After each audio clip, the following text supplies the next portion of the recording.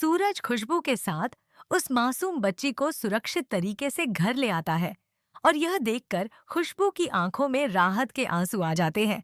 लेकिन यह सुकून ज्यादा देर नहीं टिकता, क्योंकि कुछ ही समय बाद बच्ची को जोर जोर से भूख लगने लगती है और घर में बेचैनी फैल जाती है। इसी दौरान ताई माँ गुस्से में पूरन को डांटते हुए पूछती हैं कि आखिर उसकी जोरू की गुलाम मोनिका कहाँ गायब है। आहा, उधर मोनिका खुद एक बड़ी मुसीबत में फंसी होती है, क्योंकि वह गुलाब सिंह के घर पहुंच हो चुकी होती है। लेकिन तभी अनुराग उसे बच्चा चुराते हुए देख लेता है और हालात बिगड़ते एक मोनिका तुरंत बहाना बनाती है कि पूरा पैसा नहीं मिलने की वजह से ऐसा हुआ। लेकिन अनुराग अब पूरी सच्चाई समझ चुका होता है और साफ शब्दों में कह देता है कि बच्ची उसकी पत्नी खुशबू के पास पूरी तरह सुरक्षित है और सूरज उसे घर पहुंचा चुका है। वह मोनिका को समझाता है कि बच्ची को दूध पीना है, इसलिए उसे तुरंत वापस लौट जाना चाहिए।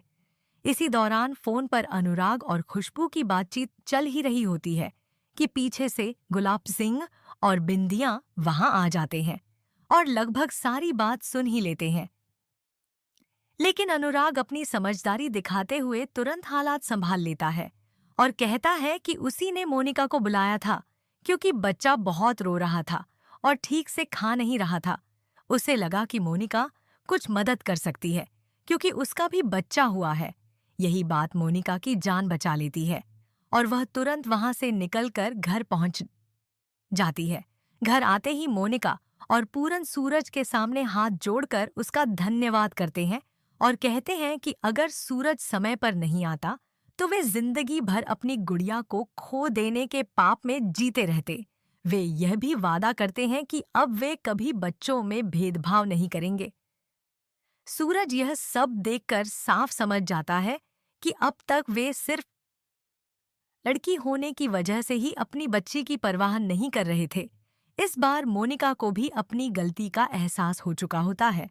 सूरज सख्त शब्दों में मोनिका और पूरन को समझाता है और कहता है कि उनके घर में बेटी को लक्ष्मी माना जाता है। गलती बच्ची की नहीं, बल्कि उन लोगों की सोच की है। वह उन्हें याद दिलाता है कि सृष्टि के रचयिता भले ही स्वयं ही ब्रह्मा हो, लेकिन जीवन देने की शक्ति सिर्फ औरत के पास होती है। इसलिए बेटी को दिदी देवी का स्वरूप माना जाता है और फिर भी लोग उसे यूं ही छोड़ देते हैं। सूरज की बातें सुनकर मोनिका और पूरन पूरी तरह टूट जाते हैं और अपनी गलती मान लेते हैं। वहीं दूसरी ओर ईशा कई दिनों से चिकन पॉक्स से पीड़ित होती है। तैमा उसे एक कमरे में अलग रखती हैं और खुद उसकी सेवा करती है। सूरज को कई दिनों तक ईशा से मिलने नहीं दिया जाता और वह उसके बिना अंदर ही अंदर तड़पता रहता है। वह किसी न किसी बहाने उससे मिलने की कोशिश करता है, लेकिन कामयाब नहीं हो पाता और दोनों सिर्फ दूर से ही हल्का फुल्का मजाक कर पाते हैं। एक रात जब पूरा घर सो जाता है, तब सूरज चुपके से ईशा से मिलने पहुंचता है और दिल से उसका धन्यवाद करता है, क्योंकि बच्ची को ढूंढने में ईशा ने उसकी बहुत मदद की थी। उस पल दोनों के बीच एक बेहद प्यारा और भावुक माहौल बन जाता है। लेकिन तभी सूरज के पिता अरविंद सिंह मजाक में ईशा से कह देते हैं कि जब तक सूरज आईएएस नहीं बन जाता, तब तक वे हार्ट अटैक का नाटक करते रहेंगे।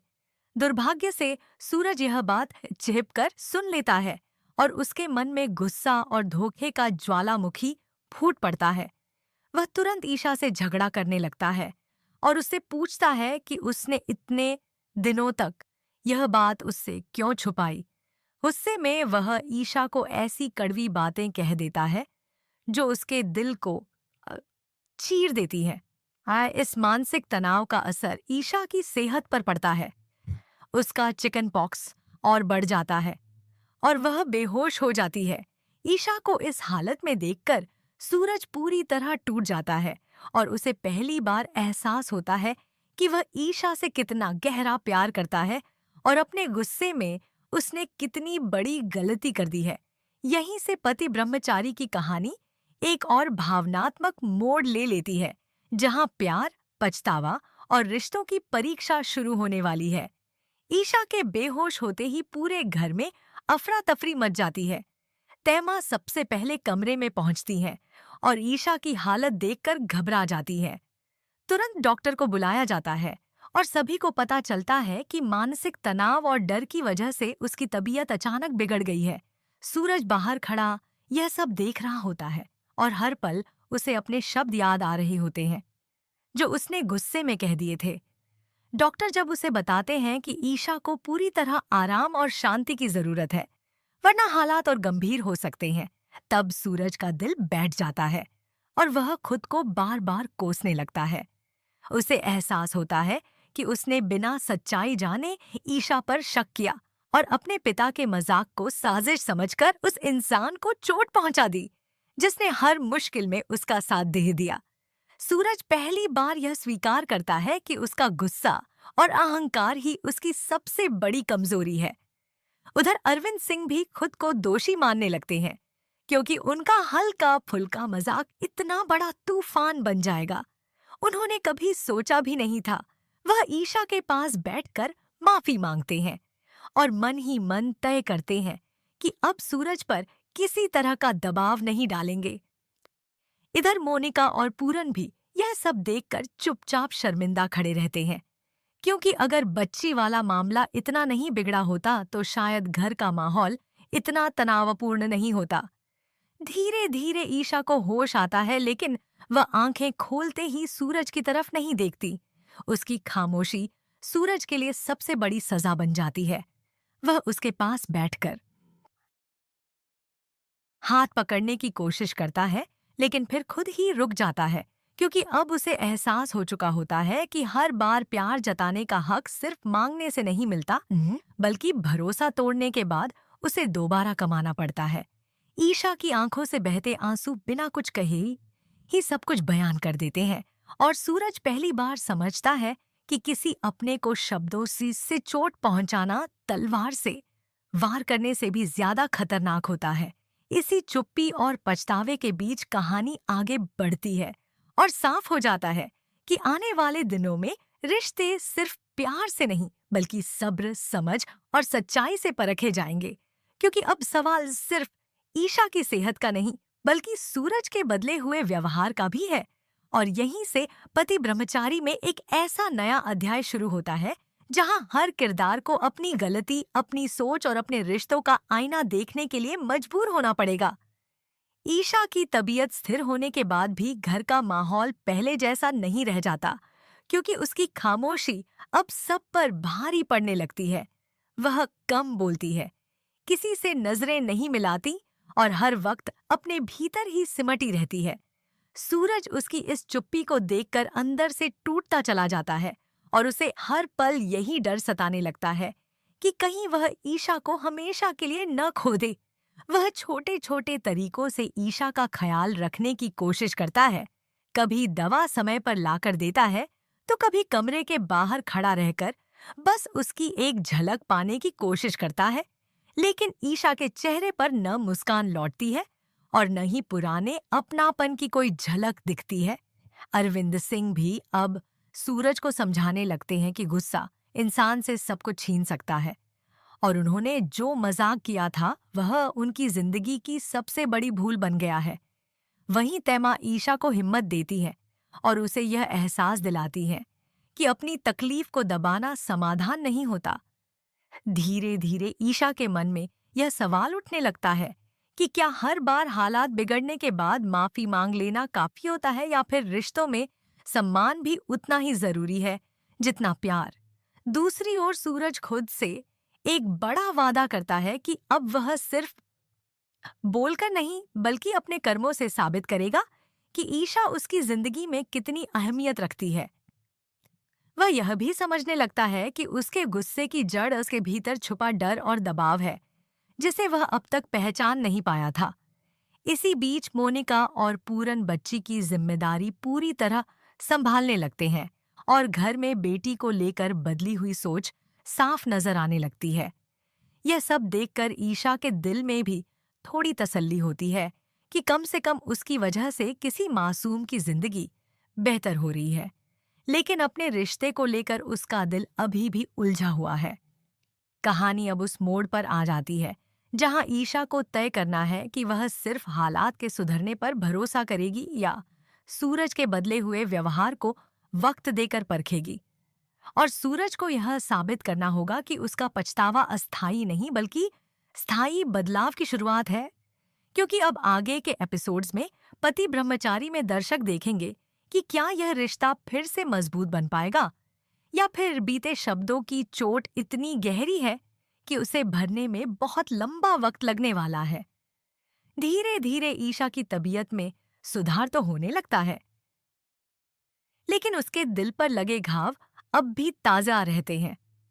वह समझ चुकी होती है कि सिर्फ हालात बदलने से रिश्ते नहीं संभलते, बल्कि सोच और व्यवहार का बदलना भी उतना ही जरूरी होता है। इसी बीच सूरज अपने भीतर एक बड़ा परिवर्तन महसूस करने लगता है। वह अब हर बात पर प्रतिक्रिया देने से पहले रुककर सोचता है, शब्दों को हथियार नहीं बल्कि जिम्मेदारी समझने लगता है। वह परिवार के सामने भी यह साफ कर देता है कि ईशा की इज्जत से कोई समझौता नहीं किया जाएगा, चाहे वह उसका अपना ही क्यों न हो।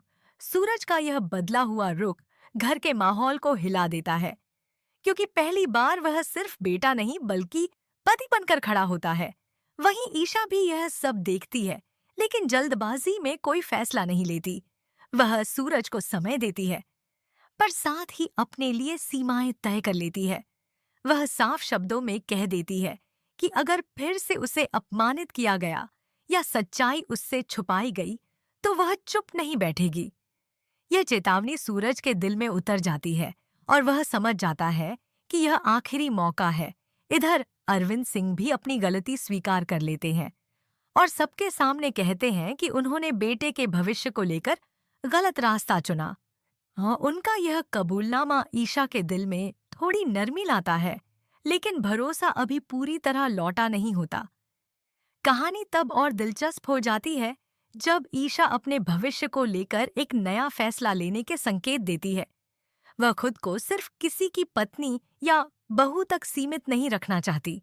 वह अपने अस्तित्व तथस्व और आत्मसम्मान को पहले रखना चाहती है। सूरज यह सुनकर घबरा तो जाता है, लेकिन उसे रोकता नहीं, क्योंकि अब वह समझ चुका होता है कि प्यार का मतलब बांधना नहीं बल्कि साथ चलना होता है। यहीं से पति ब्रह्मचारी की कहानी एक ऐसे नए दौर में प्रवेश करती है जहां रिश्तों की नींव डर या दबाव पर नहीं बल्कि समझ, बराबरी और सम्मान पर रखी जाएगी।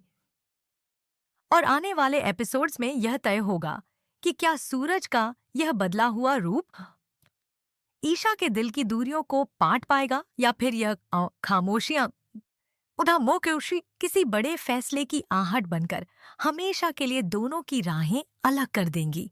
ईशा के मन में चल रही उथल पुथल अब धीरे धीरे शब्दों का रूप लेने लगती है और वह महसूस करती है कि चुप रहकर वह सिर्फ हालात को टाल रही थी, उनका हल नहीं निकाल रही थी। ऐसे में वह एक दिन हिम्मत जुटाकर सूरज से खुलकर बात करने का फैसला करती है। वह उसे साफ साफ बताती है कि उस रात कहे गए शब्द सिर्फ गुस्से में निकली बातें नहीं थीं, बल्कि उसके आत्मसम्मान पर लगा एक गहरा घाव थी, जिसे भरने के लिए सिर्फ वक्त नहीं बल्कि लगातार सम्मान और भरोसे की जरूरत होगी। ईशा की यह ईमानदारी सूरज को झकझोर कर रख देती है और पहली बार वह बिना बहाना बनाए, बिना खुद को सही ठहराए, अपनी गलती पूरी तरह स्वीकार करता है। वह मानता है कि उसने अपने पिता के दबाव, अपने डर और अपने गुस्से को ईशा पर निकाल दिया, जबकि ईशा ने हमेशा उसका साथ दिया था। सूरज यह भी कबूल करता है कि आईएएस बनने का बोझ और परिवार की उम्मीदें उसे अंदर से तोड़ रही थीं। लेकिन यह उसकी जिम्मेदारी थी कि वह उस टूटन को सही जगह पर संभालता। ईशा यह सब सुनती है और पहली बार उसकी आंखों में गुस्से की जगह थकान और सच्चाई दिखाई देती है। वह सूरज से कहती है कि वह इस रिश्ते को खत्म नहीं करना चाहती, लेकिन उसे खुद को फिर से खोकर भी यह रिश्ता नहीं चाहिए। यह सुनकर सूरज उसके सामने एक वादा करता है कि अब उसके फैसले डर से नहीं बल्कि समझ से निकलेंगे। वह यह भी कहता है कि अगर ईशा अपने लिए कोई नया रास्ता चुनना चाहती है तो वह उसका साथ देगा, चाहे वह रास्ता आसान न हो। इसी बीच घर में भी बदलाव साफ दिखने लगता है। अरविंद सिंह अब सूरज पर किसी तरह का दबाव नहीं डालते और खुलकर कहते हैं कि बेटे की खुशी किसी पद से बड़ी है। मोनिका और पूरन भी बेटी को पूरे प्यार से अपनाते हैं और घर में पहली बार लड़की के जन्म को बोझ नहीं बल्कि आशीर्वाद की तरह देखा जाता है। यह सब बदलाव ईशा के दिल में उम्मीद की एक हल्की सी किरण जगाते हैं, लेकिन वह जल्दबाजी में भरोसा नहीं करती।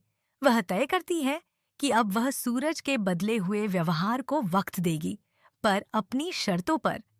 यहीं से पति ब्रह्मचारी की कहानी एक ऐसे मोड़ पर पहुंच जाती है जहां प्यार की परीक्षा सिर्फ भावनाओं से नहीं बल्कि निरंतर कर्म और सम्मान से होगी। और आने वाले एपिसोड्स में यह साफ हो जाएगा कि क्या सूरज का यह बदला हुआ रूप स्थायी है या फिर हालात सामान्य होते ही पुरानी गलतियां दोहराई जाएंगी। क्योंकि अब ईशा चुप रहने वाली नहीं है और उसका अगला फैसला पूरे घर और इस रिश्ते की किस्मत बदल सकता है।